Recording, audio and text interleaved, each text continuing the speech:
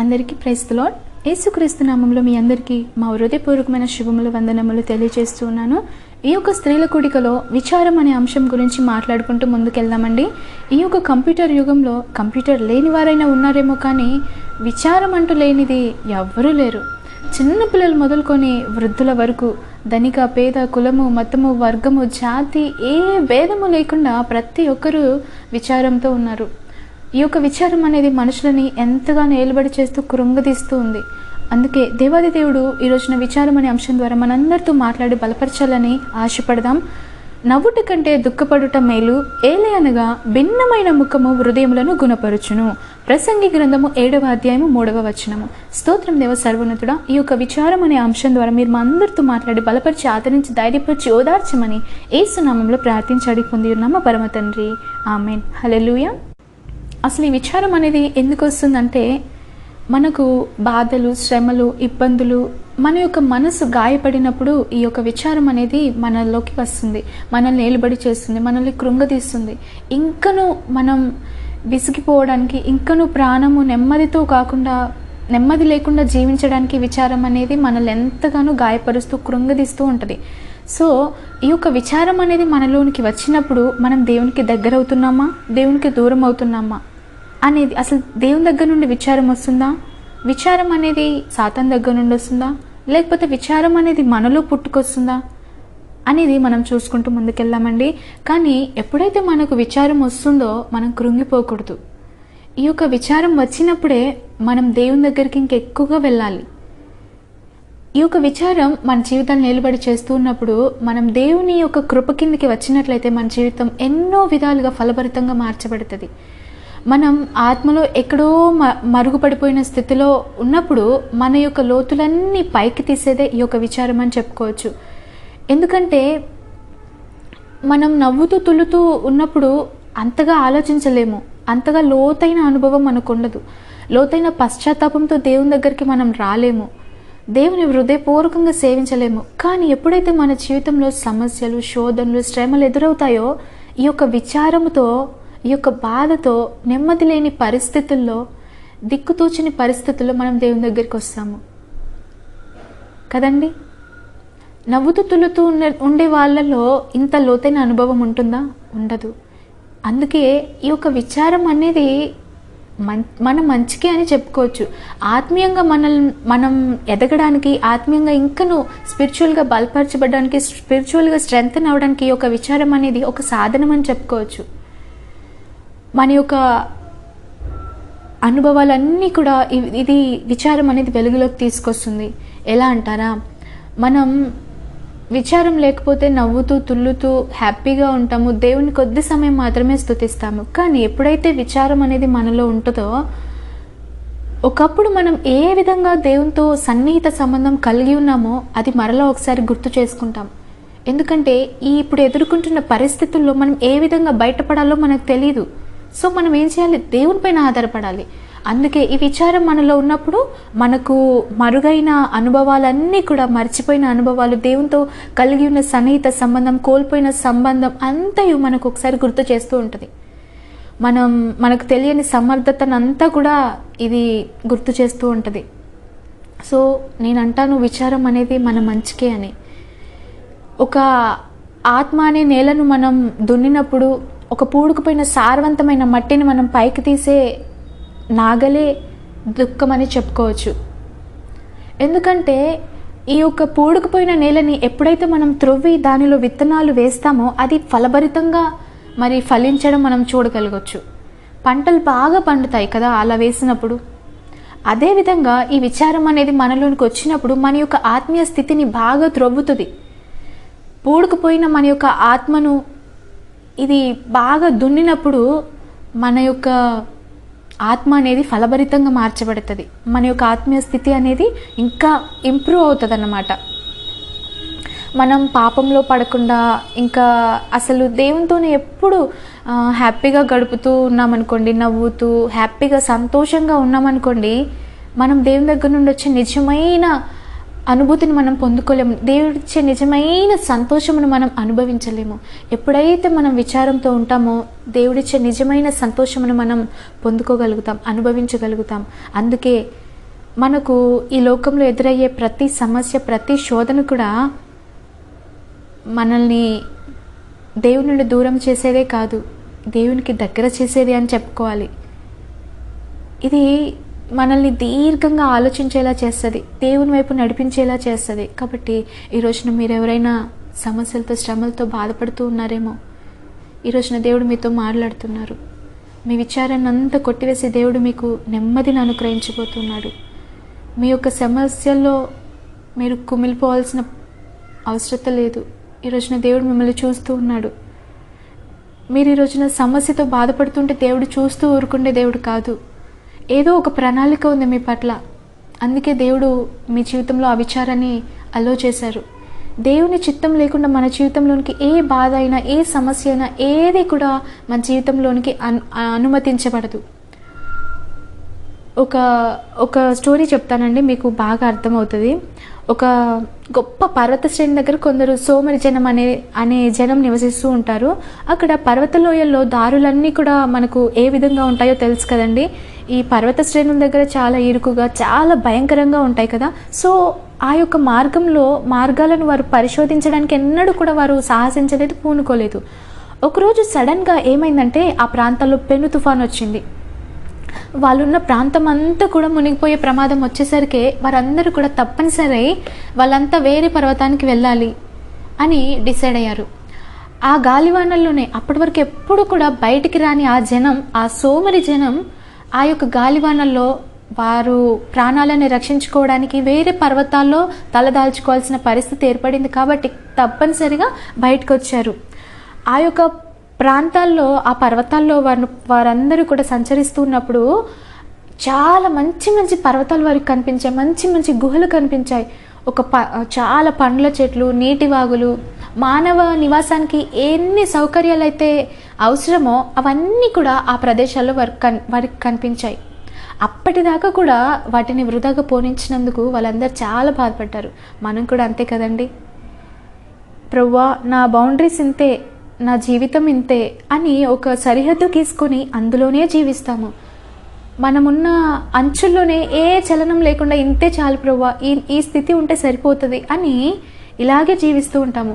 ఎందుకంటే బయట అడుగు వేస్తే ఏమైనా కష్టాలు ఎదురవుతాయేమో, ఏమైనా విచారం ఎదురవుతుందేమో, ఏమైనా దుఃఖం ఎదురవుతుందేమో అని ఉన్న పరిస్థితిలోనే సంతృప్తి కలిగి మనం దుఃఖానికి గురవ్వద్దు, మనలో బాధ అనేది ఎంటర్ అవ్వద్దు, ఇంత సంతోషం ఉన్నా చాలు అని సంతృప్తి పడి జీవిస్తూ ఉంటాము కదండి.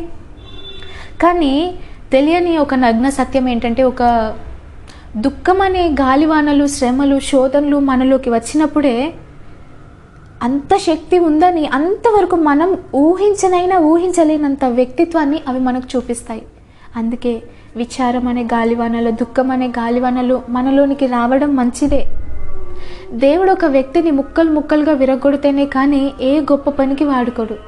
ఈ రోజున మీరు బాధపడుతూ ఉండవచ్చు, నాకే ఎందుకు ఈ శ్రమలు, నన్నే ఎందుకు ఇలా వీరందరూ హింసిస్తున్నారు అని మీరు అనుకుంటూ ఉండవచ్చు. దేవుని ప్రణాళిక గొప్పగా ఉంది మీ పట్ల. అందుకే దేవుడు ఆ విచారాన్ని మీ జీవితంలోనికి ఎంటర్ చేశాడు. ఒక వ్యక్తిని దేవుడు ఎప్పుడైతే విరగొడతాడో దేవుని పనికి ఆయన మహిమార్థమే వాడుకుంటాడు. యాకోబుకున్న అందరు కొడుకుల కంటే కూడా యోసేపు ఎక్కువ దుఃఖాన్ని అనుభవించినట్లు మనం బైబిల్ గ్రంథంలో చూడవచ్చు. అందుకే యోసేపు అనేక జనాంగానికి అన్నదాతగా ఆ దేవుని కృప నిలబెట్టింది. మరి పరిశుద్ధ గ్రంథంలో మనం చూసినట్లయితే పరిశుద్ధాత్మ దేవుడు యాకోబు గురించి మరి యోసేపు గురించి ఈ విధంగా రచించారండి. ఆదికాండము 49వ అధ్యాయము 22వ వచనము, యోసేపు ఫలించడి కొమ్మ, దాని రెమ్మలు గోడ మీదకి ఎక్కి వ్యాపించును అని పరిశుద్ధాత్మదేవుడు రాశారండి. యోసేపు ఫలించాడు అంటే గాలికి ఇలా ఎదిగిపోయాడా అండి? శ్రమలనేది అతనికి ఎదురవలేదా? ఒక వృక్షము ఫలించాలి అంటే ఎన్ని సమస్యలు ఫేస్ చేయాలో మనందరికీ తెలుసు. జాషువా గారు మనకి ఎప్పుడు చెప్తూ ఉంటారు, ఒక వృక్షము ఎదగాలంటే అది ఎన్నో సమస్యలు అనుభవిస్తేనే కానీ అంత పెద్ద మహావృక్షంగా, అనేకులకు ఆశ్రయాన్ని ఇచ్చేదిగా, అనేకులకు ఒక ఆదరణ ఇచ్చేదిగా, అనేకులకు సంతృప్తిని ఇచ్చేదిగా మార్చబడదు అని చెప్తూ ఉంటారు కదా. అవును, మనం యోసేపు ఊట యొద్ద ఫలించేటి కొమ్మ ఏ విధంగా మార్చబడ్డాడు అంటే ఆయన సమస్యల్లో, ఆయన శ్రమల్లో దేవుని వైపు చూశాడు. అందుకే దేవుని జీవజలం అనే ఊట యొద్ద యోసేపు ఫలించడి కొమ్మగా ఉన్నట్లు మనం చూస్తూ ఉన్నాము. మనం కూడా మన శ్రమల్లో, సమస్యల్లో దేవునికి దూరం అయిపోకుండా ఆ శ్రమల్లోనే, ఆ సమస్యల్లోనే మనం దేవునికి ఎప్పుడైతే సమీపంగా అవుతామో, దేవునితో సన్నిహిత సంబంధాన్ని ఇంకా పెంచుకుంటామో మనం కూడా ఫలించేది కొమ్మలుగా మార్చబడతాము. అనేకులకు ఆశ్రయాన్ని ఇచ్చేవారంగా, అనేకులకు మాదిరికరంగా, అనేకులకు ఒక దీవెనకరంగా, ఆశీర్వాదకరంగా మార్చబడతాము. ఆత్మ విశాలం కావాలంటే దుఃఖము, విచారము ఇవన్నీ కూడా అవసరం అండి. మనం దేవునికి సమీపంగా అవ్వాలంటే దుఃఖం ఉండాలి, విచారం అనేది ఉండాలి. ఇక్కడ ఉండాలి అంటే మనగా క్రియేట్ చేసుకుంటే రాదు. దేవుడు ఒక్కోసారి మనం దేవునికి సన్నిహితంగా ఉంటూ ఉన్నప్పుడు దేవుడు మనల్ని పరీక్షించాలని కొన్ని సమస్యలను అలో చేస్తారు. ఇక్కడ ఒకటి గమనించాలి ఏంటంటే, దేవుని నుండి వచ్చాయా సమస్యలు, దేవుని నుండి వచ్చిందా విచారము, లేక సాతాను నుండి వచ్చిందా, లేకపోతే మనమే క్రియేట్ చేసుకున్నామా అనేది ఒకసారి పరీక్షించుకోవాలి. సాతాను నుండి వచ్చినప్పుడు, సాతాను నుండి మనకు శ్రమలు, సమస్యలు, శోధనలు ఎదురైనప్పుడు దేవుని నుండి దూరం చేస్తాయి. కానీ దేవుని నుండి వచ్చినప్పుడు ఆ సమస్యలు అనేవి, ఆ శ్రమలు అనేవి, ఆ బాధలు అనేవి మనల్ని దేవునికి ఇంకా సమీపంగా చేస్తాయి. అవి దేవుడిచ్చే శోధనలు. అర్థమైందా అండి అందరికీ? దేవుడిచ్చే శోధనలు మనల్ని దేవునికి ఇంకా దగ్గరగా చేస్తాయి. దేవుడిచ్చే శోధనలు, దేవుడిచ్చే విచారము, దేవుడిచ్చే దుఃఖము మనల్ని దేవునికి సమీపంగా చేస్తాయి. దేవునితో అంటుకట్టబడేలా చేస్తాయి. దేవుని దగ్గర మనం ఫలించడి కొమ్మగా అప్పుడు మార్చబడతాము. మనం దేవుని కష్టాల బడిలో ప్రతి వ్యక్తి కూడా, ప్రతి జాతి కూడా, ప్రతి వర్గము కూడా చిన్న పెద్ద అనే భేదం లేకుండా ప్రతి వారము ప్రతిరోజు పాఠాలు నేర్చుకోవాలి. మన మైండ్కి చాలా కెపాసిటీ ఉంటుందండి, కానీ మనమే సరిగ్గా యూజ్ చేసుకోము. రోజుకి ఒక్క లెసన్ నేర్చుకున్న 365 డేస్కి 365 లెసన్స్ మనం నేర్చుకోవచ్చు. వాటన్నింటి మన జీవితాలకు అప్లై చేసుకుంటే దేవునికి ఎంత ఇష్టకరంగా మనం జీవించవచ్చు, మన ఆత్మీయ స్థితి ఎంత అభివృద్ధి చెందుతుందో చెప్పండి. సో ఒక్కసారి మనల్ని మనం పరీక్షించుకుందాం. మన మైండ్ని మనం కరెక్ట్గా యూజ్ చేసుకుంటున్నామా లేదా. మనం కనీసం రోజుకు ఒక వర్డ్ నేర్చుకుంటే పద సంపద మీదే అని మనం న్యూస్ పేపర్లో చూస్తాం కదండి. అలాగే మనం రోజుకు దేవుని దగ్గర నుండి ఒక చిన్న పాఠంనైనా నేర్చుకోవాలి. కొంతమంది ఇంకా శ్రమలు, సమస్యలు రాగానే బాధపడుతూ, కృంగిపోతూ బైబిల్ చదవడం మానేస్తారు, ప్రేయర్ చేయడం మానేస్తారు. ఇంకా చింతతో, వేదనతో అలాగే కుమిలిపోతూ ఉంటారు. ఈ యొక్క సమస్యలు అనేవి భక్తిహీనులకే కాదు, భక్తులకు కూడా వచ్చాయి. విశ్వాసులకే కాదు, శిష్యులకు కూడా వచ్చాయి. మరి బైబిల్ గ్రంథంలో మనం చూసినట్లయితే విశ్వాసులకే కాదండి, గొప్ప భక్తుడైన దావీదు భక్తునికి కూడా ఈ యొక్క విచారం అనేది వచ్చింది. అందుకే కీర్తనల గ్రంథము 94వ అధ్యాయము 19వ వచనంలో ఏమని సెలవిస్తున్నారంటే, నా అంతరంగమందు విచారములు హెచ్చగా నీ గొప్ప ఆదరణ నా ప్రాణమునకు నెమ్మది కలుగచేయుచున్నది. చూసారా, ఇంత గొప్ప దావీదు భక్తుడు ఎంత స్పష్టంగా తెలియజేస్తున్నారో. విచారములు వచ్చినప్పుడే మనం విచారముల ద్వారా దేవుని గొప్ప ఆదరణ మనం పొందుకోగలుగుతాము. మన ప్రాణములకు నెమ్మది పొందుకోగలుగుతాము. మన ప్రాణములు ఈ యొక్క విచారంతో విసిగిపోయినప్పుడు మనం దేవుని దగ్గరికి వస్తే మన ప్రాణాలకు నెమ్మది కలుగుతుంది. దేవుని యొక్క గొప్ప ఆదరణ మనం చూడగలుగుతాము. కొంతమంది అంటూ ఉంటారు కదా, రాత్రి ఎంత బాగుంటుంది, ఎందుకంటే రాత్రిళ్ళు మనకు చుక్కలు కనిపిస్తాయి, చంద్రుడు కనిపిస్తాడు, కలర్ స్టార్స్ కనిపిస్తాయి కదా, చాలా ఆహ్లాదమైన వాతావరణం కనిపిస్తూ ఉంటుంది కదా. మరి ఊర్లలో అయితే చాలామంది మరి మంచాలు వేసుకొని బయట పడుకుంటూ ఆకాశాన్ని చూస్తూ నిద్రపోయేవారు కూడా ఉంటారు. ఎందుకంటే రోజంతా వారు మరి కష్టపడి పొలాల్లో పనిచేసి వస్తారు కదా, ఆ యొక్క ప్రాంతంలో వారు పడుకొని అలా ఆహ్లాదమైన వాతావరణంలో వారు పడుకున్నప్పుడు చాలా మంచి స్లీపింగ్ వస్తుందని వారు అనుకుంటూ ఉంటారు. నిజంగానే వాటిని చూస్తున్నప్పుడు మన యొక్క దుఃఖాన్ని కొంతగా మర్చిపోవచ్చు. అలాగే దుఃఖము కూడా మంచిదే అని చెప్పాలి మనం. ఎందుకంటారా, ఆ దుఃఖంలోనే దేవుని ఆదరణ మనకు దొరుకుతుంది కదండి. అందుకే మనం ప్రతిరోజు అనాలి, దుఃఖంతో బాధపడుతున్నవారు, విచారంతో ఉన్నవారు అనాలి, దుఃఖం ఎంత మంచిది, దుఃఖంలోనే దేవుని ఆదరణ మనకు దొరికేది అని మనం అంటూ ఉండాలి. ఎవరైనా బాధలో ఉన్నారా, ఎవరైనా శ్రమల్లో ఉన్నారా, ఎవరైనా దుఃఖంతో ఉన్నారా, వారికి మనం చెప్పాలి, దుఃఖం మంచిదే, దుఃఖంలోనే మనకు దేవుని గొప్ప ఆదరణ మనకు దొరుకుతుంది. దేవుని గొప్ప మన ప్రాణములకు దేవుని నెమ్మది దొరుకుతుంది అని వారికి చెప్పి వారిని బలపరచాలి, వారిని ఆదరించాలి, ధైర్యపరచాలి. ఆ విధంగా ఒక వ్యక్తి వరదలు రావడంతో అతని ఇల్లుని, అతని జీవనోపాధిని సర్వస్వాన్ని కోల్పోతాడు. ఆ యొక్క వరదలు రావడం వల్ల అందులో కొట్టుకొని పోతాయి అన్నట్టు మొత్తం. సో ఆ నీళ్ళన్నీ ఇంకిపోయిన తర్వాత దిగులుగా నిలబడి అటువైపుగానే చూస్తూ ఉన్నాడు ఆ వ్యక్తి. అంతలో నేలలో ఒక పాతుకుపోయిన ఏదో ఒకటి అతనికి మెరుస్తూ ఆ విధంగా కనిపిస్తుంది. ఆ మట్టిలో ఆ ముత్యం వలె మెరుస్తూ ఉన్న దానిని ఆ వ్యక్తి చూస్తాడు. ఆ వరద నీళ్ళన్నీ కూడా దానిపై నుండి ఆ మట్టిని కడిగేసుకుంటూ అలా వెళ్ళిపోతాయి ఆ వాటర్ అంతా. అప్పుడు ఆ వ్యక్తి దానినే చూస్తూ ఇది బంగారంలా ఉందేంటి అని ఆలోచిస్తూ ఉంటాడు. దాన్ని చూస్తూ దగ్గరికి వెళ్ళి చూస్తే అది బంగారమే. చూసారా, ఆ యొక్క వరదలే అతన్ని దరిద్రునిగా చేశాయి. ఆ యొక్క వరదలే అతన్ని ధనవంతునిగా కూడా చేశాయి. చూసారా, జీవితంలో చాలా సందర్భాల్లో మనకు కూడా ఇలాగే జరుగుతూ ఉంటుంది కదండి. ఎందుకంటే ఈ శ్రమలు అనేవి, సమస్యలు అనేవి, విచారం అనేది మనల్ని దరిద్రునిగా చేయవచ్చు. మన జీవితంలో అన్నీ కోల్పోయేలాగా చేయొచ్చు. సమాధానం లేకుండా, నెమ్మది లేకుండా, ప్రశాంతమైన జీవితం లేకుండా, విసిగి వేసారిపోయిన జీవితంలోనికి మనల్ని నడిపించవచ్చు.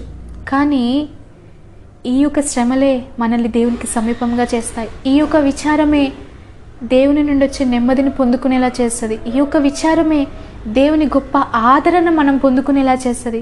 ఈ యొక్క శోధనలే దేవుని ముందు మనల్ని నిలబెడతాయి. ఈ యొక్క సమస్యలే దేవుని దగ్గరికి మనల్ని తీసుకెళ్తాయి, దేవునితో సన్నిహిత సంబంధం కలిగి ఉండేలాగా చేస్తాయి. సో ఈరోజున మీరు విచారం వచ్చిందని బాధపడుతున్నారా? మీ అందరికీ ఒక శుభవార్త అండి. మీ విచారం మిమ్మల్ని దేవుని దగ్గరికి తీసుకెళ్ళబోతుంది. మీ యొక్క విచారం దేవుని గొప్ప ఆదరణ పొందుకునేలా చేయబోతుంది. మీ యొక్క విచారం దేవుని గొప్ప నెమ్మదిని పొందుకునేలా చేయబోతుంది. దేవుని దగ్గర నుండి వచ్చే నెమ్మది, సంతోషం, సమాధానము అన్నీ మనం అనుభవించాలని ఆశపడతాము. కానీ విచారము వద్దనుకుంటాము, శ్రమలు వద్దనుకుంటాము, సమస్యలు వద్దనుకుంటాము. కానీ సమస్యలు ఉన్నప్పుడే, శోధనలు ఉన్నప్పుడే దేవుని గొప్ప ఆదరణ మనం చూడగలుగుతాం. దేవుని గొప్ప సంపూర్ణమైన సంతోషం మనం అనుభవించగలుగుతాం. దేవుడిచ్చే ప్రసన్నతను మనం పొందుకొనగలుగుతాం. ఈరోజున మీరు ఏదైనా సమస్యతో బాధపడుతున్నారా? ఏదైనా దుఃఖంతో, విచారంతో కృంగిపోతున్నారా? మీ అందరికీ శుభవార్త. దేవుడు ఈరోజున మీతో మాట్లాడి ఉన్నారా? మీ యొక్క దుఃఖంను దేవుడు నాట్యంగా మార్చబోతున్నాడు. మీ యొక్క సమస్యలన్నింటినీ, మీ యొక్క విచారాన్ని అంతటిని కొట్టివేసి దేవుడు మీకు సంతోషాన్ని ఇవ్వబోతున్నాడు. మీ యొక్క విచారం ద్వారా దేవుడు మిమ్మల్ని ఆదరించబోతున్నాడు. కాబట్టి భయపడకండి, బాధపడకండి, విచారంతో కృంగిపోకండి. దేవుని దగ్గరికి రండి. మీ విచారంతో మీరు కృంగిపోతూ ఉంటే ఏ విధమైన ప్రయోజనం ఉండదు. మీ దుఃఖాలను, మీ సమస్యలను వేరే వారికి చెప్పుకుంటే, మనుషులను ఆశ్రయిస్తే ఏ విధమైనటువంటి ప్రయోజనం ఉండదు. దేవుని దగ్గరికి రండి. దేవునితో చెప్పండి, దేవా, నా యొక్క విచారాన్ని అంతా కొట్టివేసి నాకు నెమ్మదినిచ్చువాడు నీవయ్యా. అయ్యా, నా జీవితం ఒక నదిలో సాగే నీటి వలె ఉందయ్యా. నా జీవితంలో ఎదురయ్యే శ్రమలు, సమస్యల్లో నేను నదిలో మునిగిపోని పుష్పం వలె ఉండాలని ఆశపడుతున్నాను ప్రభువా. నీ వైపు చూడాలని ఆశపడుతున్నాను అని అందరం చెప్దామా? నీవిచ్చే నెమ్మది కావాలయ్యా, నీవిచ్చే సంతోషం కావాలి, నీవిచ్చే నెమ్మది కావాలి, నీవిచ్చే ఆదరణ కావాలయ్యా అని అందరం అడుగుదామా? స్తోత్రం దేవ సర్వోన్నతుడా, ఈ యొక్క విచారం అనే అంశం ద్వారా మా అందరితో మాట్లాడి బలపరిచినందుకై వందనాలయ్యా. ఈ యొక్క సమస్యల్లో, శోధనలో, బాధల్లో, విచారంతో ఎంతమంది కృంగిపోతూ ఉన్నారో వారందరూ ఒక్కసారి జ్ఞాపకం చేసుకుని వారి విచారం అంతా కొట్టివేసి, వారు ఇంతవరకు ఎంత అయితే సమస్యల్లో బాధపడి కృంగిపోయి విసిగి వేసారిపోయి ఉన్నారో వారి దానికి తగిన ప్రతిఫలం ఇచ్చువాడవు నీవే. రెట్టింపు ఆనందంను, రెట్టింపు సంతోషమును, రెట్టింపు ఘనతను ఇచ్చువాడవు నీవేనయ్యా. వారి అవమానాలకు ప్రతిగా పూదండను ఇచ్చువాడవు నీవేనయ్యా. వారి జీవితాల్లో నెమ్మదిని, గొప్ప ఆదరణ వారికి అనుగ్రహించి నడిపించమని యేసు నామములో ప్రార్థించి అడిగి పొంది ఉన్నామా పరమ తండ్రి. ఆమేన్.